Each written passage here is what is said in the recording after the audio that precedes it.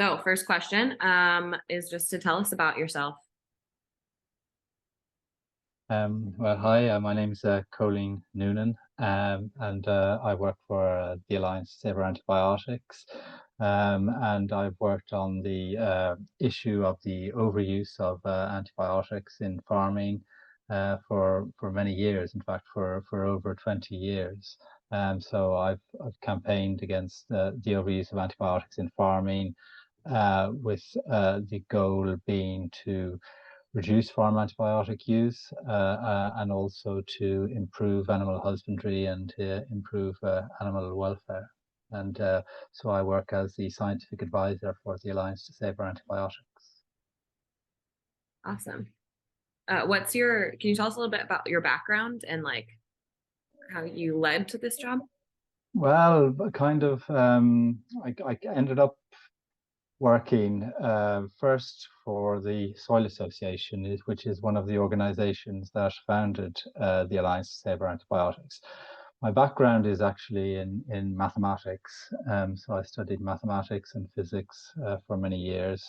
And then I began to take an interest in food and in eating organic food. And I visited an organic farm where they were um, selling their own meat on the farm from a farm shop, and I began to speak to the owners, and one of the farmer was had just established a campaign to campaign against the overuse of antibiotics in farming, and I was a student at the time. I was working as a graduate student, and I began working with the farmer on the antibiotics campaign, um, and um, and then I ended up shifting into this whole area. I kind of became interested in the science of how resistance can transmit from farm animals to humans.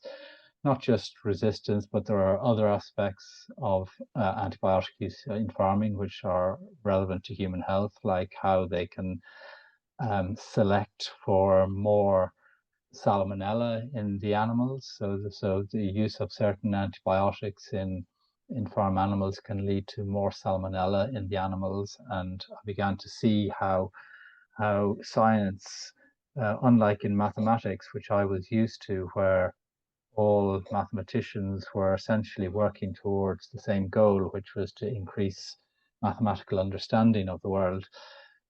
In this area, it became very quickly clear to me that the value of a scientific paper very often depended upon uh, who was funding the paper. There was a large influence of the pharmaceutical industry on some of the science.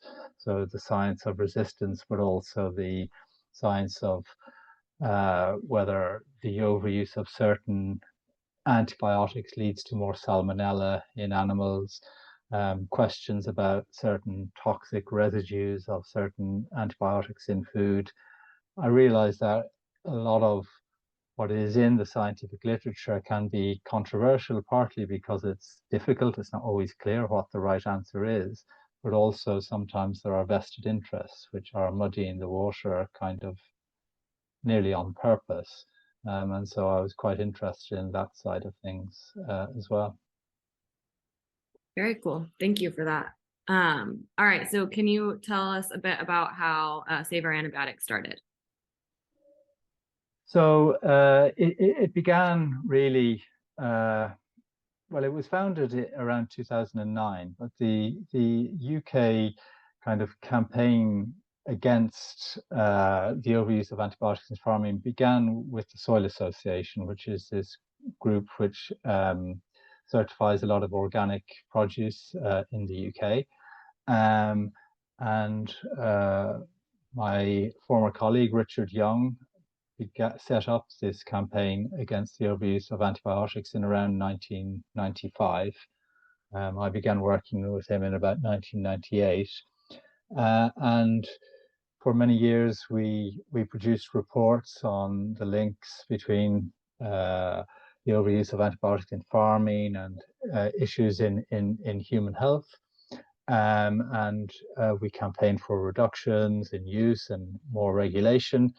But we also found that very often people on the medical side of things, healthcare professionals, didn't really know enough about farm antibiotic use. And we felt that if we really wanted to be effective in our campaign, although we were getting some quite good media coverage, we weren't really seeing change happening, that we really needed to get the medical sector to be speaking out against excessive farm antibiotic use. And so around 2009, we, with the Soil Association, Compassion World Farming, and Sustain, three UK-based NGOs, established the Alliance to Save Our Antibiotics. And part of the goal was to inform the healthcare sector better about the overuse of antibiotics in farming.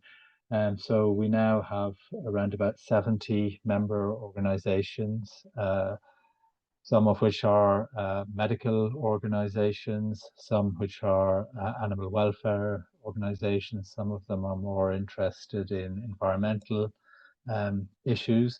But the Alliance itself is still led by those three organizations. What we found is that around 10, 15 years ago, there started to be a lot more awareness of antibiotic resistance. So previously, when the Soil Association had been campaigning, there was awareness, but it was still quite limited, including from a lot of NGOs. But that changed gradually, and that's how we ultimately established the Alliance in 2009. And so we've continued to campaign for improvements in animal husbandry and in animal health and welfare, and for greater restrictions, better regulation of antibiotic use and of animal husbandry. Awesome. Okay. So next question. The EU and UK are much more advanced in reducing the use of antibiotics in food animals. Why do you think that is? Well, it's true that they are more advanced, but it's taken a long time nevertheless. If we look back historically, as early as 1969, a UK government report, the Swan report, found that there was excessive use of antibiotics in farming, and that resistance in farm animal bacteria was spreading to humans, causing infections and even deaths, and that this was linked to growth promotion and to routine preventative use. And yet here we are in 2023, and in the UK, routine preventative use is still permitted. So although that may be about to change quite soon. So although it is true that quite a lot has changed, it's taken a very long time. So as a result of the Swan report in 1969, some antibiotics were banned for growth promotion, but despite the Swan committee actually wanting a full ban on the use of medically important antibiotics for growth promotion, that didn't really happen until ultimately in 2006 it finally happened in the EU and in the UK. And the reason that happened really was to do with certain member states joining the EU. So in 1995, Sweden and Finland and Austria joined the EU, but particularly Sweden was a world leader in terms of the regulation of farm antibiotics. So Sweden banned the use of antibiotic growth promoters in 1986, and it made major reductions to the preventative use and the group use of farm antibiotics. It has, in fact, reduced its group use of farm antibiotics by 97% since the early 1980s. And the overwhelming majority of antibiotic use in Sweden is for individual animals. And when it joined, there was a kind of an sort of a bit of an, it didn't want to see its progress being reversed, because there was now going to be, completely free trade between Sweden and the rest of the EU. And so there was an attempt to harmonize to some extent. And so Sweden and Finland made the case that antibiotic growth promoters should be banned. And ultimately, this was agreed, and in 1999, 7 growth promoters were banned, and the remaining 4 growth promoters were. In fact, there was 1 growth promoter was banned in 1997. 7 more were banned in 1999, and in 2006, the remaining 4 were banned. But the ban on antibiotic growth promoters didn't actually lead to a significant reduction in European farm antibiotic use, because use simply switched over to more routine preventative use in many countries. Not necessarily in all countries, but in many countries it did. Ultimately, the European Medicines Agency began collecting farm antibiotic sales by country, and as soon as the first report appeared, it was very clear that there were enormous differences in farm antibiotic use by European country. It was also clear that farm antibiotic use hadn't really fallen as a result of the growth promoter ban in many countries, and that there was very high use, or rather growing use, of the highest priority, critically important antibiotics. And so this then led to a debate about whether we should be moving to banning routine preventative use. And so Europe ultimately decided to do that, and that came into force in the EU in 2022. I would say, perhaps in contrast, in the United States, there's maybe less willingness to compare itself with other countries and to see where it stands. It's such a large country itself that very large countries tend to be perhaps more inward looking, whereas when you have a lot of smaller countries working together, it kind of becomes clear that there are some quite big differences, and that can be a driver for progress throughout a larger number of countries.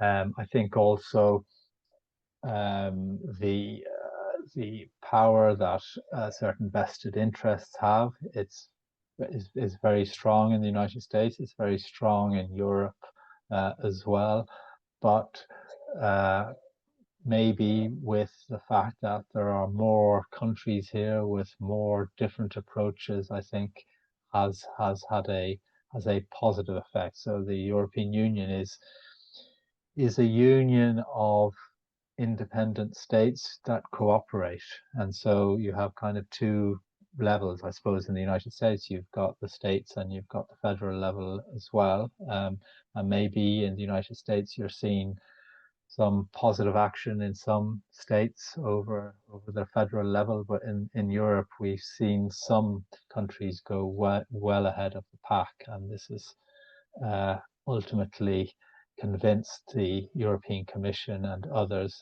that there is a need for the rest of the continent to catch up. So I think also the United States has got highly intensive agriculture, and there's a lot of reliance on antibiotic use to compensate for the poor animal health and welfare that exists on many intensive farms.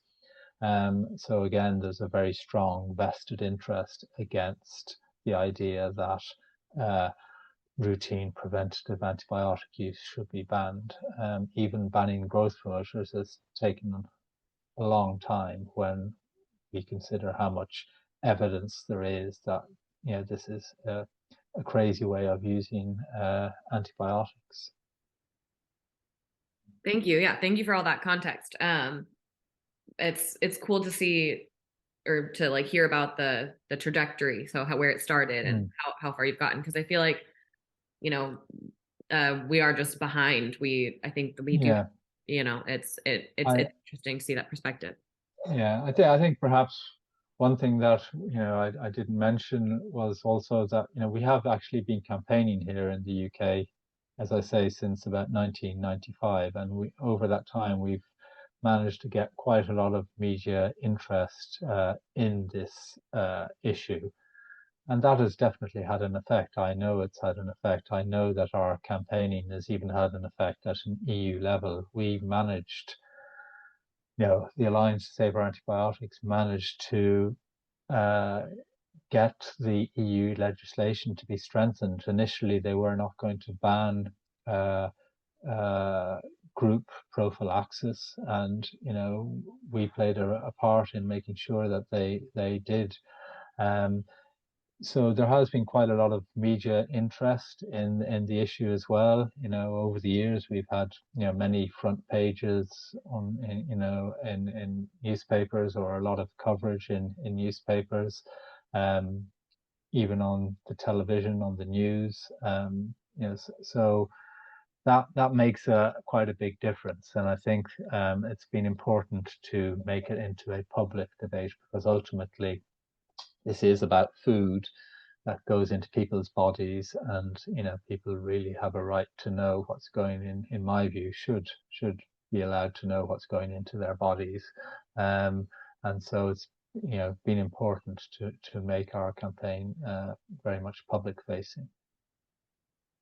Yeah, absolutely. I think it's also interesting, like the way that you talked about how having those smaller countries basically makes you guys competitive when one person does better. Yes. Yeah, Yeah, I mean, when you see, I mean, it is true that Europe as a whole is well ahead of the United States, but there are countries that are using more antibiotics per kilo of livestock in Europe than in the United States. There's a big variation within Europe. Now, maybe when the new data comes out with, because the routine preventative use and group preventative use has only been banned in January of last year, so we don't yet have the data for 2022. So maybe those very high users like Italy and Poland and Cyprus, which are using more per kilo of animal than the United States, maybe their use is going to come down to below the United States. We will have to wait and see. So, out of 31 European countries, there are only 3 that are using more than the United States. But there are others that are using nearly as much as the United States, and then there are countries that are using, well, quite literally 10 or 20 times less, or 30 times less than the United States per animal. So it just shows how much of overuse there is in some countries, including Spain, Italy, the United States, Poland. These countries are really overusing antibiotics to a huge extent. yeah. It's interesting to hear, because we do talk about the EU, the UK, like as Yeah, as a yeah, whole. yeah. This is one of the major weaknesses with the previously just having a growth promoter ban, is that some countries, some countries have taken their own initiative. They've set targets for reducing use, and they've often met those targets. Countries like France had very high antibiotic use. They've cut their use by 50, 60%, not because of what the EU has done, but because of what they decided to do. And they knew that stricter rules were coming from the EU, so they were also trying to prepare for those stricter rules. The EU has had an effect. There's no doubt about that, and there is reduction in most countries in the EU.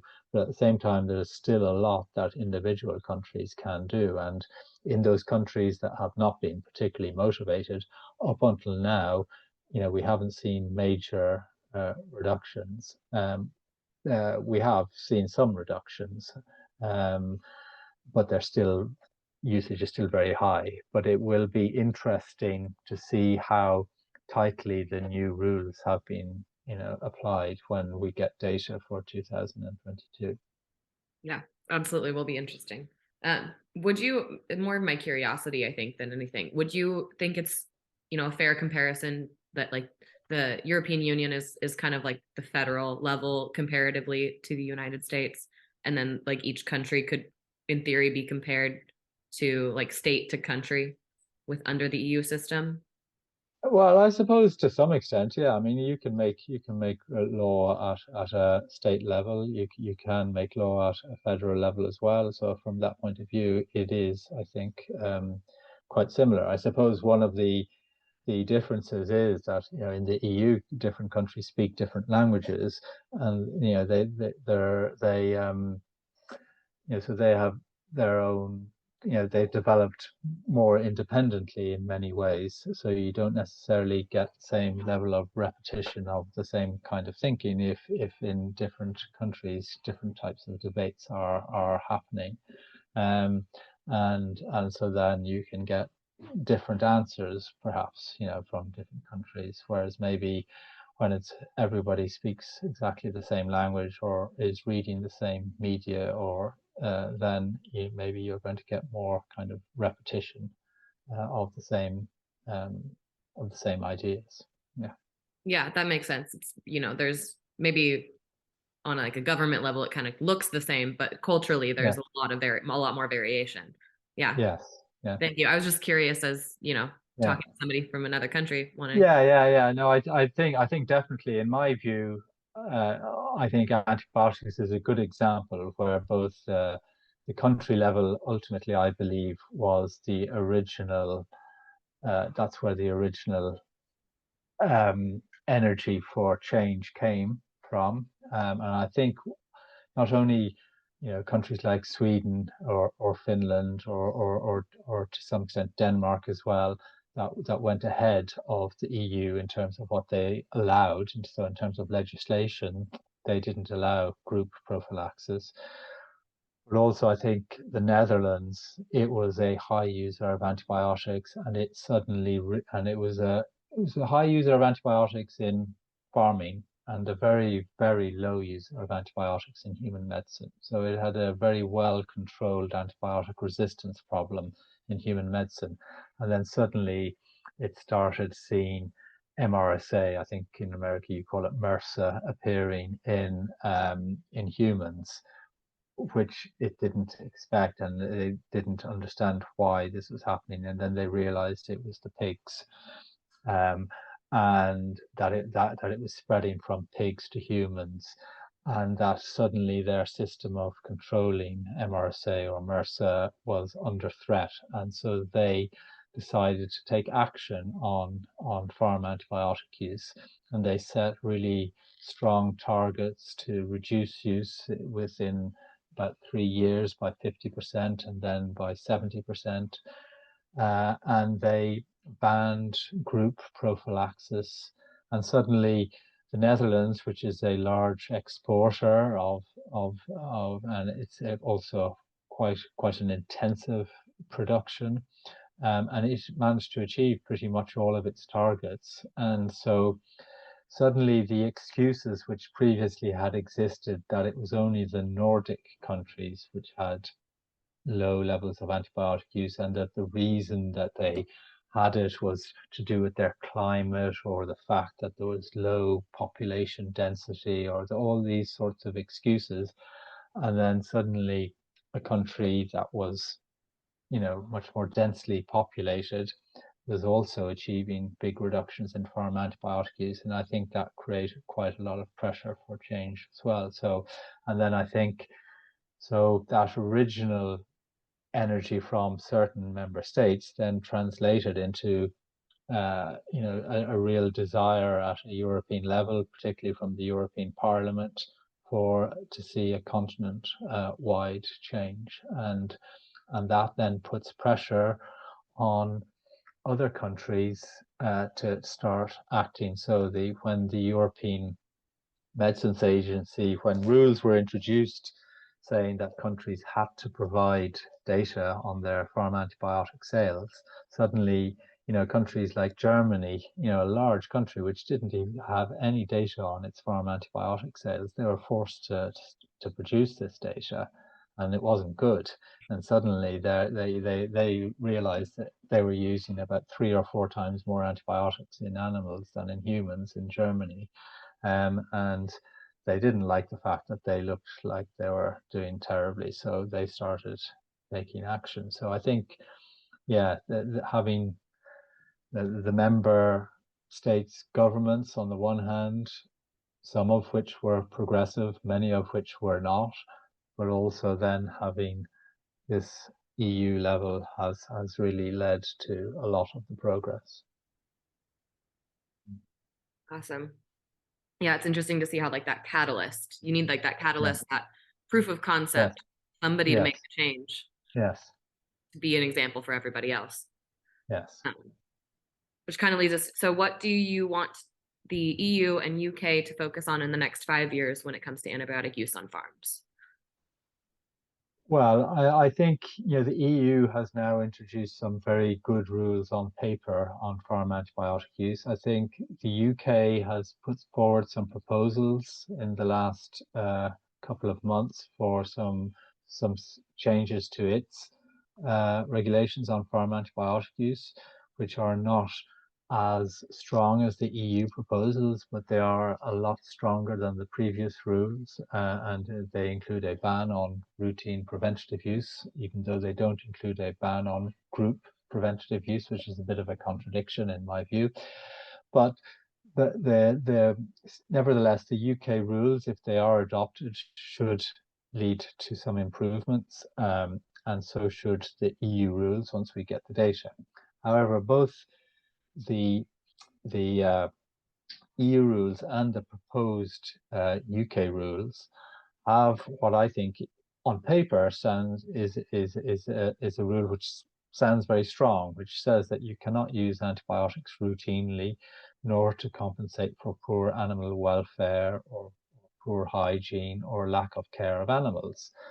Now, that's really very strong in my view, because a large majority of farm antibiotic use, in my view, in both the EU and the UK, is for precisely that purpose. It is to compensate for poor hygiene and inadequate animal husbandry, and for husbandry practices which are well known to cause disease.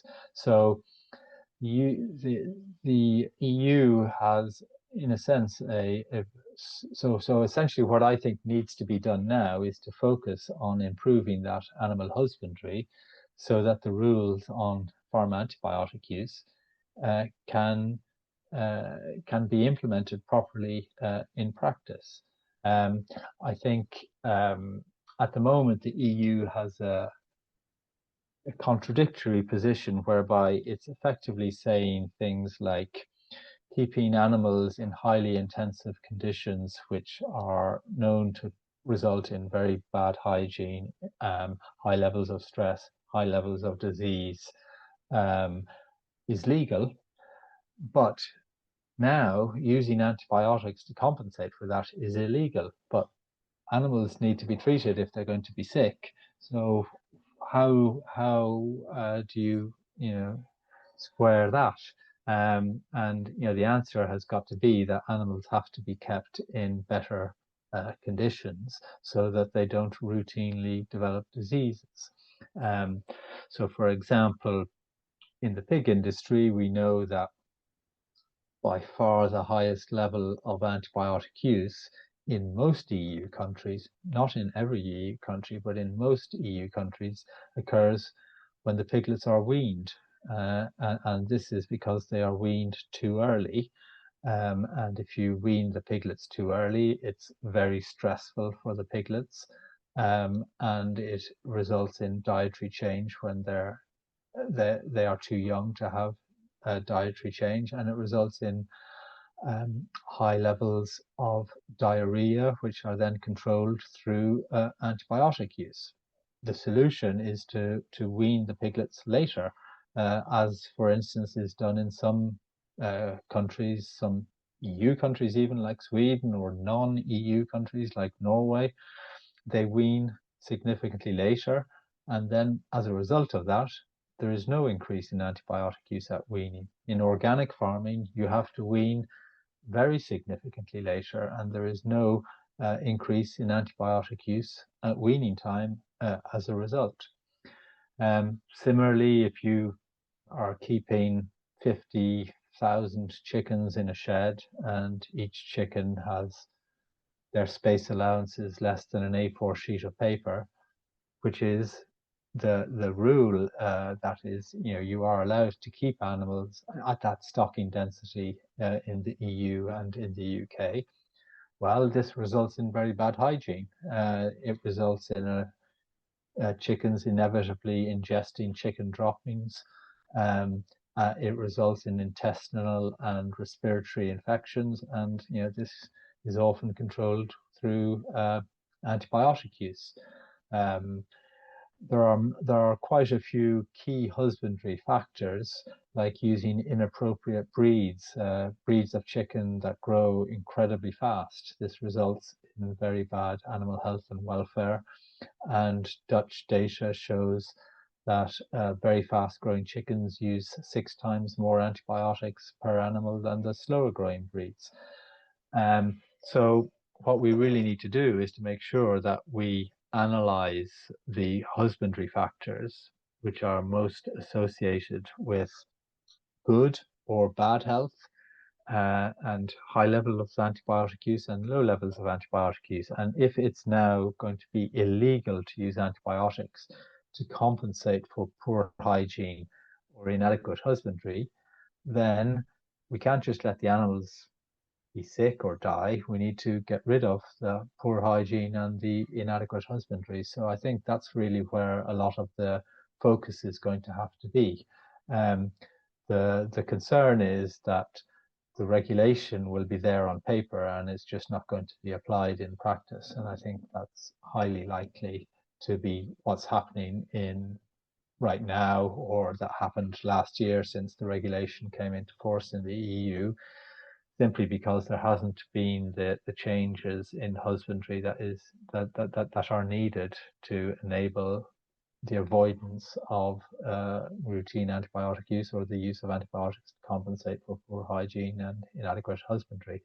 We know that in some countries, the minimum husbandry standards are higher than the minimum EU standards. Like in Sweden, they are higher, and as a result, they have much lower antibiotic use. And similarly, we know that in organic farming, certainly, in many European countries, the standards in organic farming are far higher. The minimum husbandry standards are far higher than the minimum sort of general statutory standards on animal husbandry.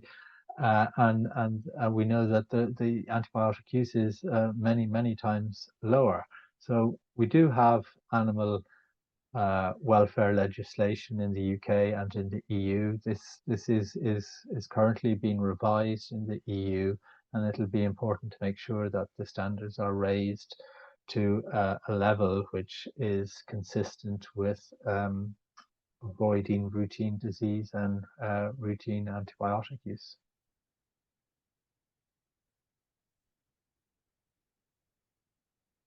Awesome. So it sounds like in the next 5 years, you really want to see animal husbandry change to match the new standard. Exactly. Animal husbandry is going to be a key focus. Yes. Yeah, absolutely.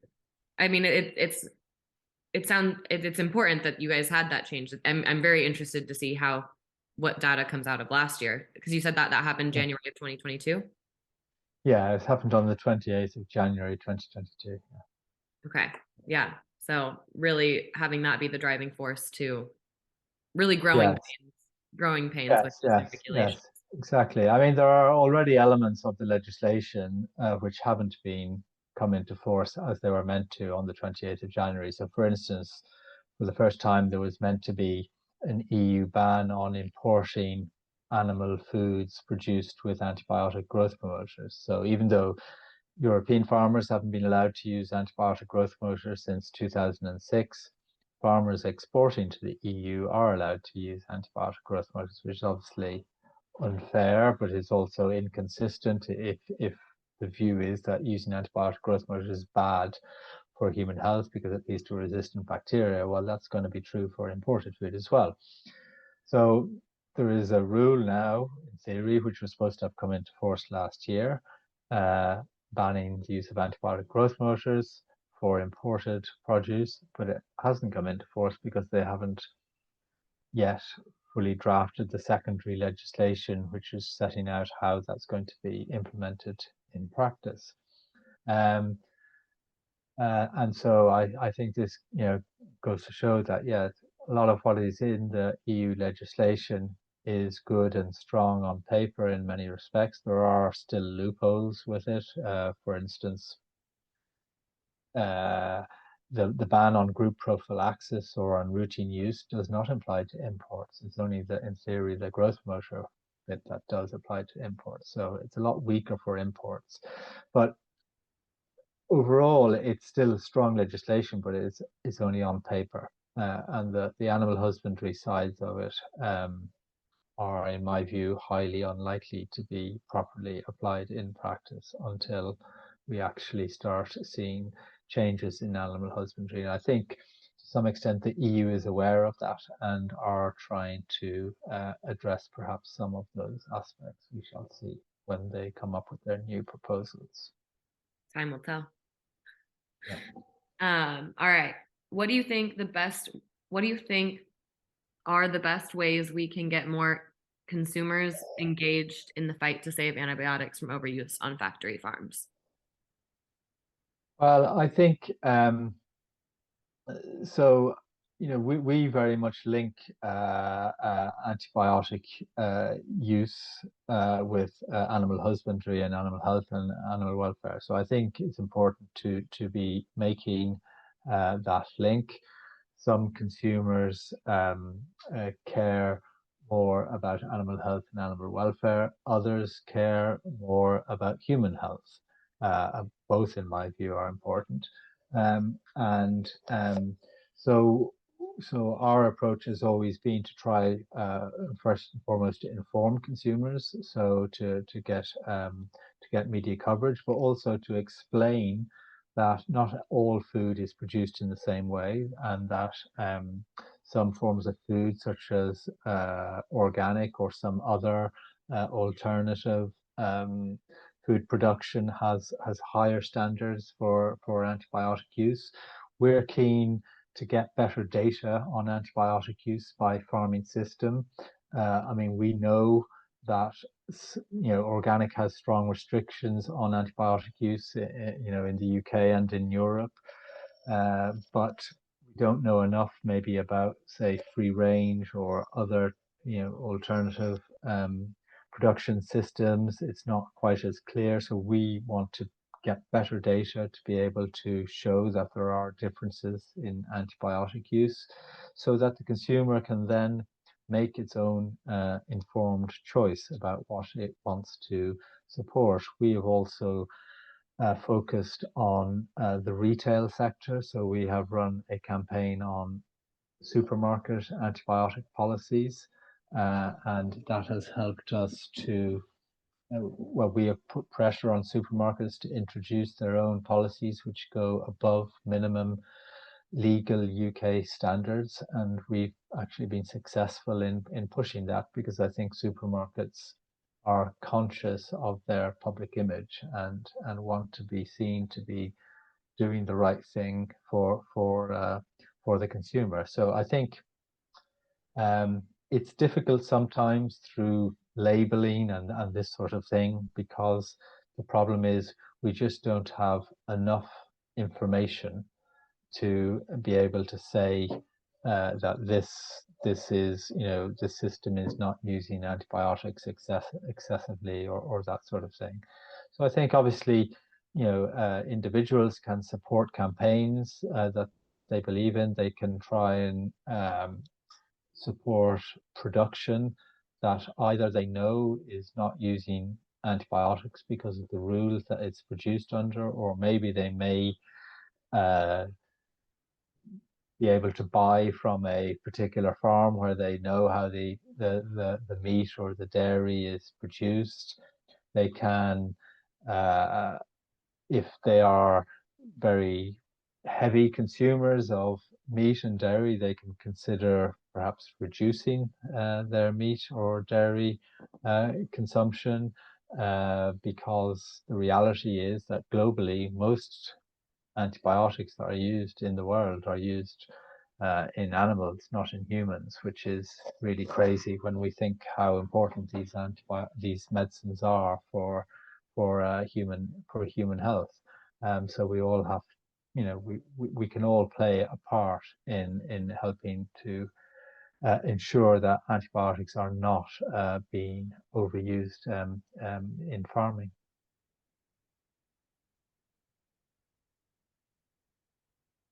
Thank you for that. All right. I think that brings us to our last question. So what is one thing that people can do to truly help battle superbugs? Whoa. Well, one thing, well, I suppose like,